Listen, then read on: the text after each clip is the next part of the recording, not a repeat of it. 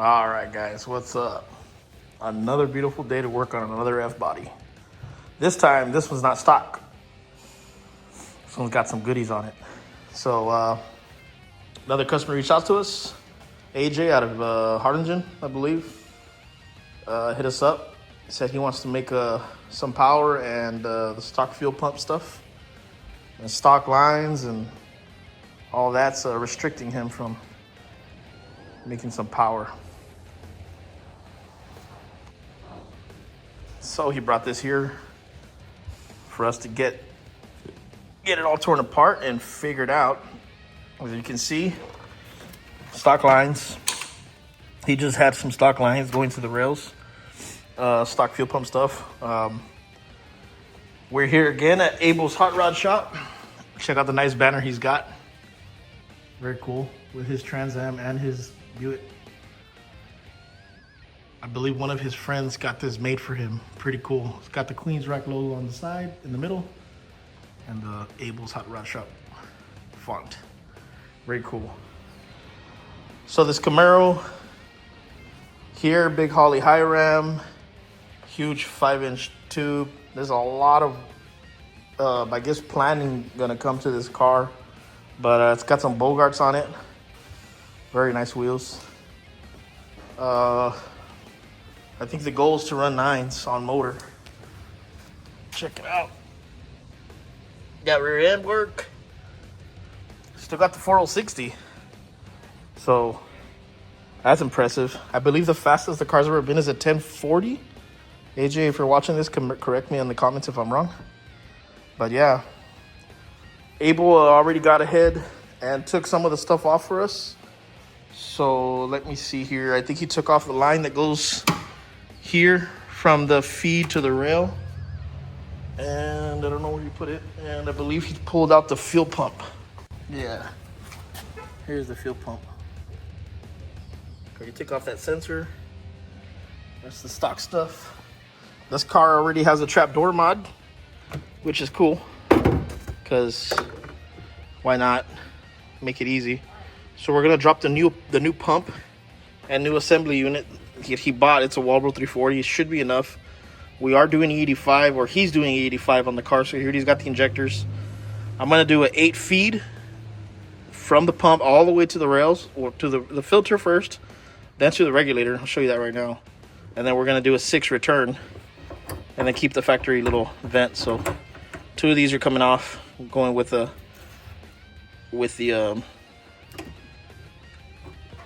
feed, 8M feed, which is gonna be what do they call it?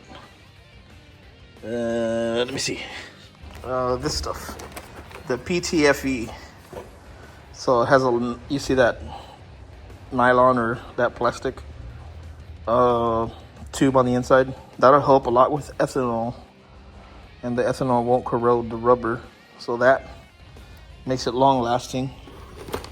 That's the 6, that's the 8, and then it comes with all the little hold downs, which we'll probably use, all the fittings. What the heck is this? Never seen this before.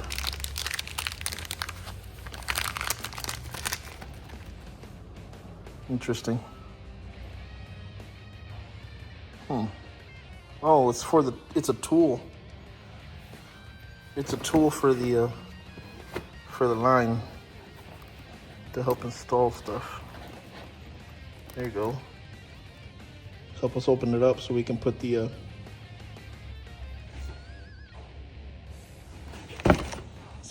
hose together.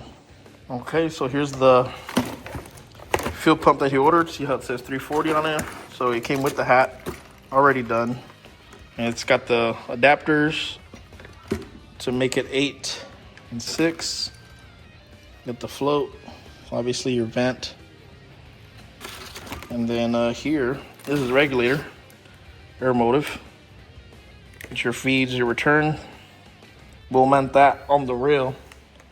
I think that's the idea, is to mount that right here on the rail. And then we'll run our feed, get rid of all the stock stuff, run our main feed up and into the regulator. Pretty simple stuff. When you're converting, just got to make sure you get the right stuff. Here's the Evo Energy filter. That's it. It's going to go this way from back to front, just in between. And I believe this is the factory or the line that was already on it, which we're not going to use anymore. But anyways, yeah, little mount for the filter. I think that covers most of it. He's also going to bring us some control arms, I think, for the front. We're going to do upper and lower control arms, and he's noticed that something was going on in the rear end or the rear shock area, so I'm going to take this apart in a little bit and see if there's anything broken or loose down here. He said they heard a bunch of noise from the shock or something on this side.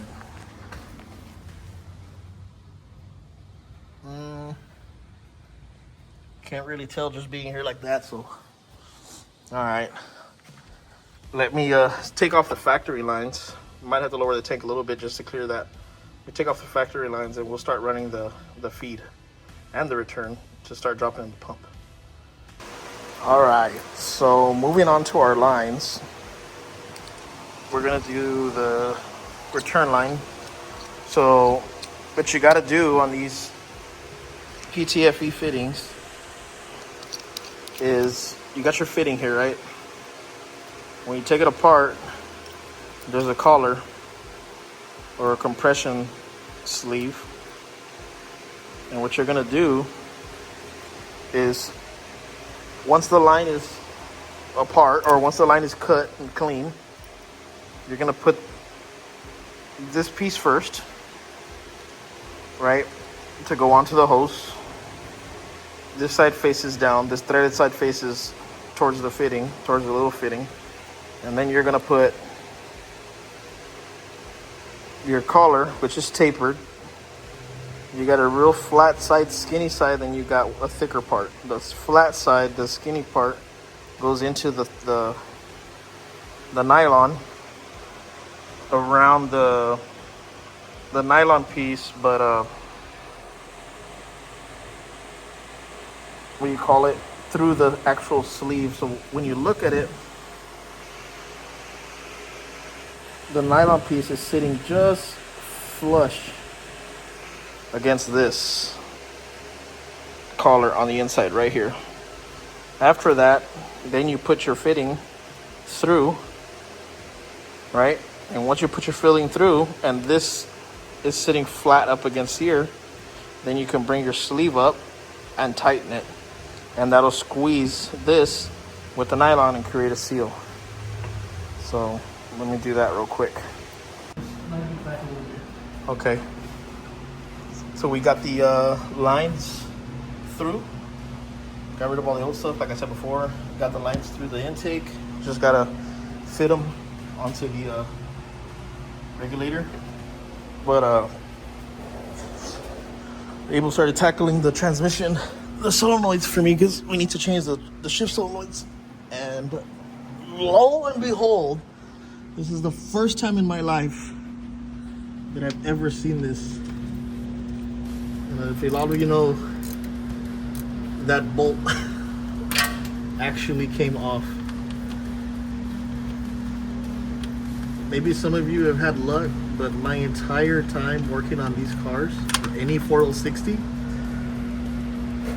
I've never been able to take off that drain bolt. That's amazing. Even with the pan off and no fluid and the transmission's out, we always mess them up. But what a save. Okay, so we're going to drain the fluid. We gotta change shift solenoids. He said he noticed that the car was stuck in gear. So we're going to change the shift solenoids. It was just a code. Pretty sure it's faulty. Pretty cheap. He said just go ahead and change them. We are gonna hold off on the suspension on the car because he found somebody that is going to do the RSM kit.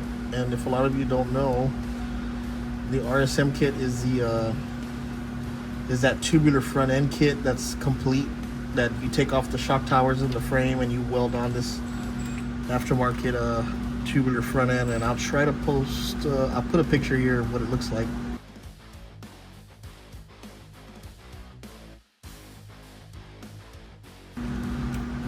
But yeah, he's gonna get that done. So we're gonna hold off on the suspension. We're just gonna take care of this and like I said, finish up the fuel lines and we should be good. There's a good little, there's the filter bolted under the car. Everything's tight. Tank is back up. Getting the lines run. We went over the transmission and through the back of the intake. So let's drop this pan in a little bit. Alright. So these are the two solenoids that we got to take off. And I think this is like a TCM, or what is this called, Abel? It's right here. It's a temperature. Oh, it's a temperature? Yeah. It says right here, temperature switch. Yeah. So we're gonna change that one. We're gonna change those two, and I think we got the front ones as well. The front solenoid, so we'll swap those out.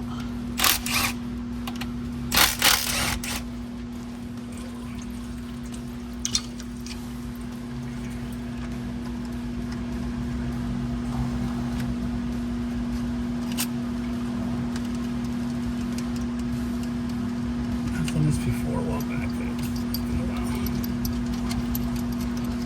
Yeah.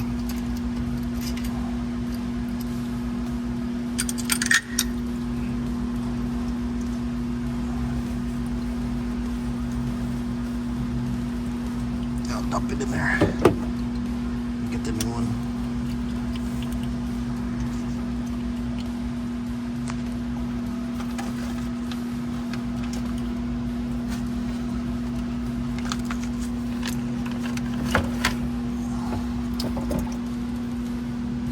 Filter just pops off.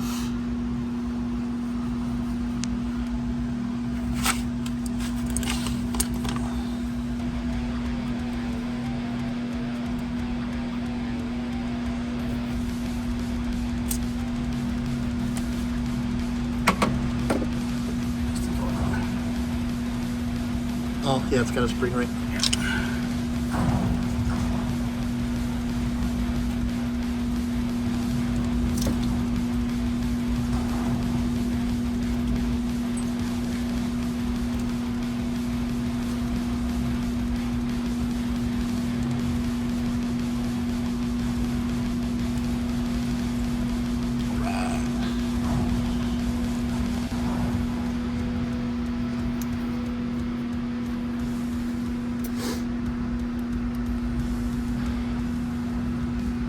Same process, just remove, replace. Be careful because there's little pistons inside this hole and they will come out when you pull it, so make sure you, if they do come out, put them back in.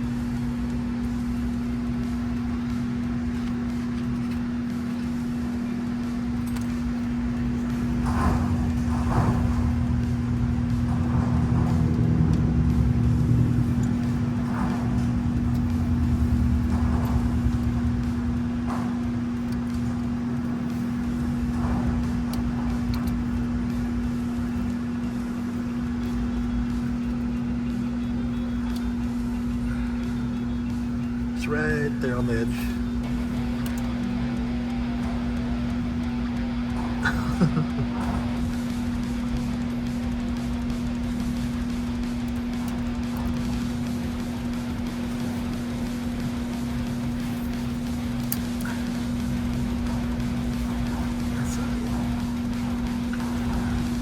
Nice.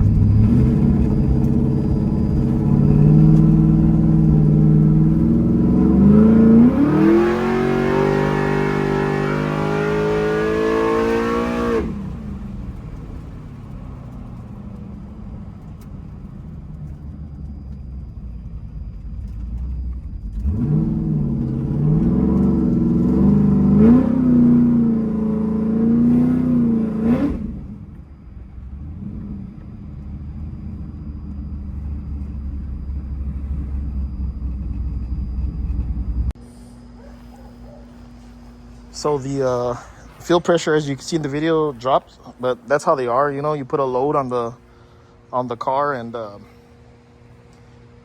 that's how it goes. It drops fuel pressure, so you adjust. So we're gonna adjust it tomorrow during the day because it's too dark. Adjust it tomorrow during the day. Find a safer spot to get on the car a little bit. Right now, the gauge outside, the mechanical gauge shows 60 psi. The electrical gauge on the inside shows 55. So what I'm gonna do is make sure that it's at 60 on the rail, and then leave it like that, or go 60 on the gauge on the outside. But again, I mean, all this is gonna have to go back to the tuner, so he's probably gonna have to do what he needs to do. It's super easy to adjust the fuel pressure on it. I didn't hit it hard. It scared me. So yeah, he'll probably have to work on it once they retune the car.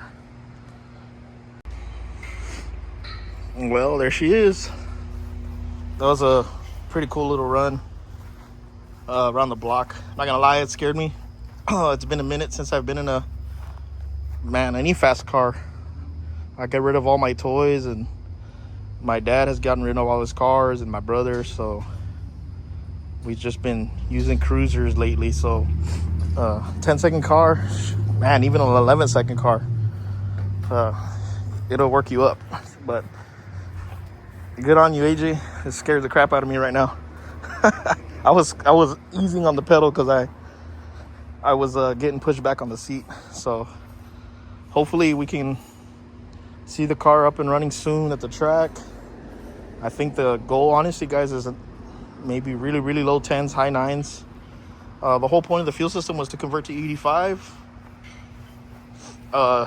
So we can, or I guess so he can have a little bit more control with timing, and honestly just safer, guys. I mean, there's a lot of debate on E85 versus pump gas. There's a lot of debate on whether it's worth it, on if it makes power.